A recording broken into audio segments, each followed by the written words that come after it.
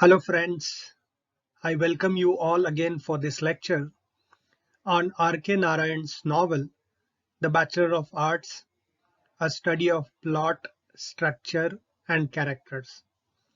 In this lecture, I will particularly focus on chapters 6 to 10 which are included in the part 2 of the novel. In this short discussion, mainly I will focus on the main plot of the novel and also the structure and characters of the novel. I hope you will enjoy it.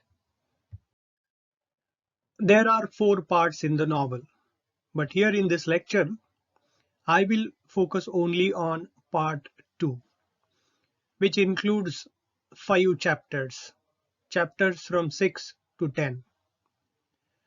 Chapter number 6 talks about Chandran. Chandran has completed his graduation. He receives various suggestions from his relatives and friends about what he should do with himself. They all suggest him to study law or Indian civil service or Indian audit service examination or to start a business or go to a big city and see people. Chandran too has immense faith in seeing people. All relatives and friends, they talk about his future, but Chandran enjoys freedom he had never experienced in his life before. Meanwhile, he comes to know that his close friend Ramu has joined the law college in Pune. So Chandran becomes a member of the town public library and reads fictions and general literature. He spends a large part of the day with books. Also, he goes for long evening walks on long rambles by the river, Sarayu. In the chapter 7, he meets Malathi. One evening on one of his river ramblings, Chandran meets Malathi. Now he is attracted towards her and he likes her very much. He always thinks about her, but very often he tries to force his mind to think of the other things, but he does not successful. Even he imagines her age and feels that if she is more than 14, she must have married. He always thinks of her. He even imagines that her name is Lakshmi, the name of the goddesses of wealth.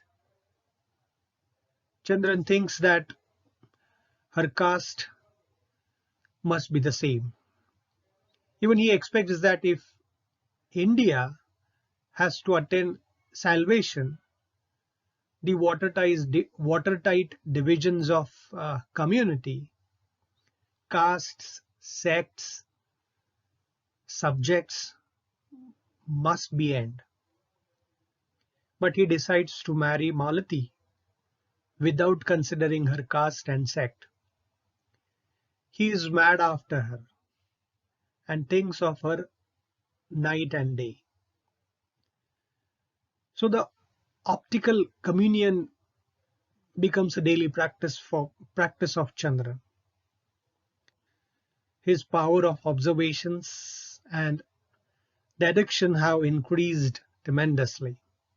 He gathers several facts about her and he finds that the girl whom he loves lives in Mill Street, where his close friend Mohan also lives at Modern Indian Lodge.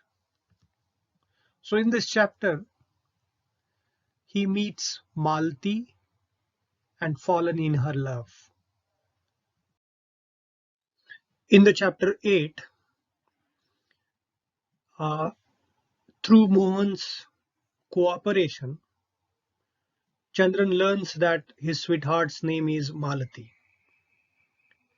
who is unmarried and a daughter of Mr. D W Krishna Iyer, who is head clerk in the executive engineer's office.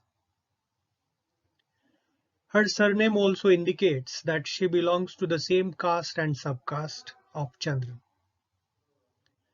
Chandran wants to share this news to his father, but he does not dare. Initially, he upbraids his father to talk about his marriage with Malathi. But finally, he gathers courage and tells about his wish to his father that he wants to marry D W Krishna Iyer's daughter. But his father and mother, they do not want that their son should marry a head clerk's daughter. He must look for other rich and more beautiful girls. Chandran's parents, they are very typical and traditional in views. They want the stars and the other things about the girl to be matched. They even surprised to know her age, that she is getting on 16. They feel that they have a face to keep in this town. So Chandran can't marry a girl of 16. Even Chandran's mother also feels that she would not marry her son to a girl over 16 and incur the comments of the community. But Chandran's parents, that they feel very bad about the distressed condition of her son, so they could not bear for long the sight of an unhappy son. So they are prepared to compromise. They are ready to consider the proposal if it comes from the girl's side. They will not take the initiative in the matter because they belong to the bridegroom side. And as per practice, bride's people shall propose first. Chandran hates all these customs and calls them silly. But Chandran's mother insists on respecting the old customs and wants to observe them till she is alive. There is a debate on custom and reason. Chandran is of the view that the elders should not interfere in the life of youngsters, and the youngsters should allow to arrange their lives as per their interest. They shall allow to live as per their own ideals. Chandran also feels that his parents expect money or dowry from the girl or would be the daughter-in-law. So on the other hand, his mother doubts that the girl's father is playing a deep game with them. He must be waiting for their boy to go to him. She even suspects that the girl's father wants a good husband for his daughter without giving a dowry and without an expensive wedding. But that she wants to drown in Sarayu before she allows any proposal to go from her side. So in this chapter, Chandran's parents, they are ready for Chandran's marriage with Malathi, but on certain conditions. They are very typical and want to follow all the traditions and customs which Chandran hates. Chandran is very desperate and wants to marry as early as possible. In the chapter 9, Chandran's parents are ready for his marriage with Malathi. Therefore, they invite Ganapathi Sastrigal, who is a matchmaker, to a few important families in Malgudi. Ganapathi Sastrigal is asked to go to D W Krishna Iyer's house and ascertain if they are going to marry their daughter, their girl, this season. Also move them to take the initiative in a proposal for an alliance with Chandran's family. Chandran's mother is very typical and she cares for most in any alliance, feels that it would be a character and integrity. Sastrigan keeps the proposal of Chandran to D W Krishnan for his daughter Malathi. And they too agree and ready to marry their daughter to Chandran. Furthermore, Sastrigan also informs Chandran's mother that the girl has just completed 14 years and her parents are prepared to give a cash dowry of about 2000 rupees, silver vessels, and present up to 1000, and spend about 1000 on the wedding celebrations. Shastrigan says that if everything is right and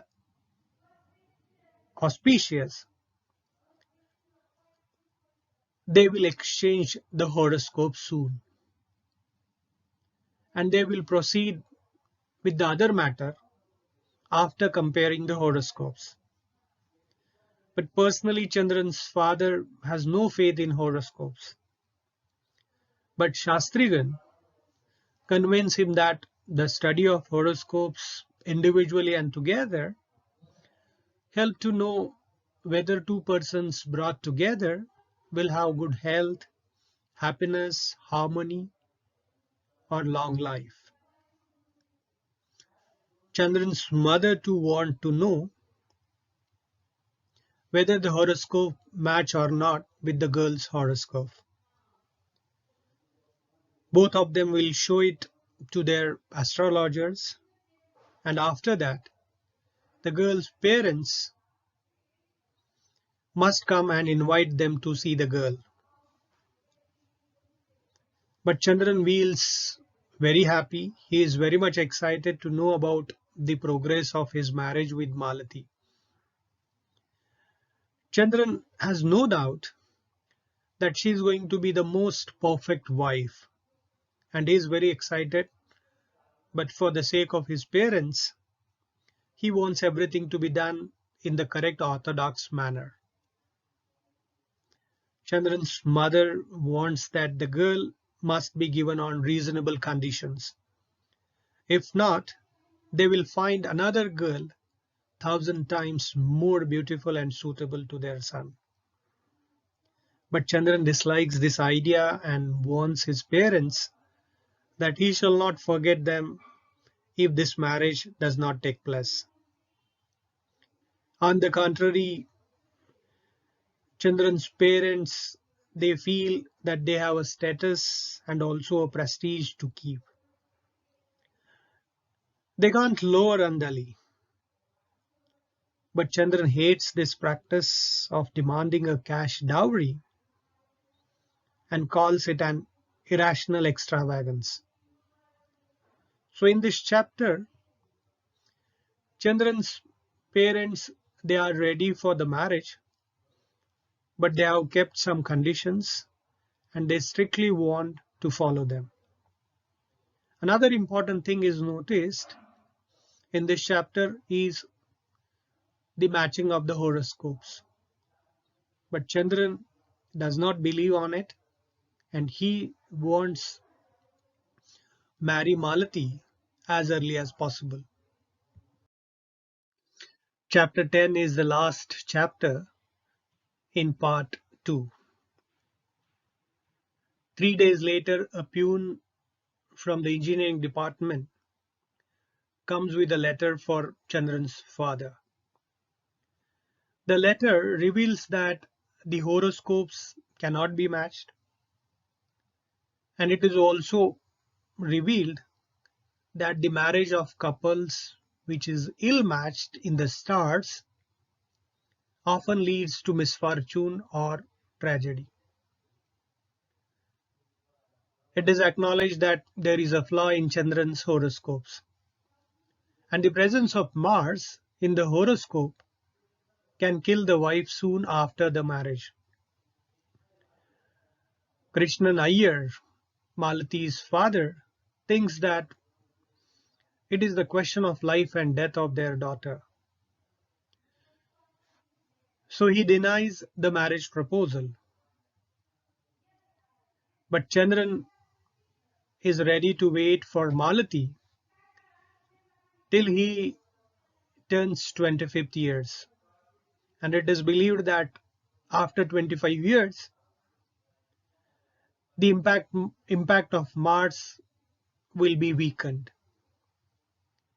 But Malathi's marriage is fixed with her cousin, and by knowing this, Chandran feels very sad and he also feels ill. Then after the recovery, he is insisted on being sent to Madras to his uncle for a change. So here the chapter 10 ends, and also part 2. So in this part, we come to know about the entry of Malathi in Chandran's life, and also it is very clear that they can't marry because of their horoscope, because of the presence of Mars in the horoscope of Chandran. And Chandran is very much sad and in a very deserted mood, in a very sad mood, he leaves for Madras. Thank you very much for watching this video. I hope you will enjoy it. Thank you once again. Have a nice day.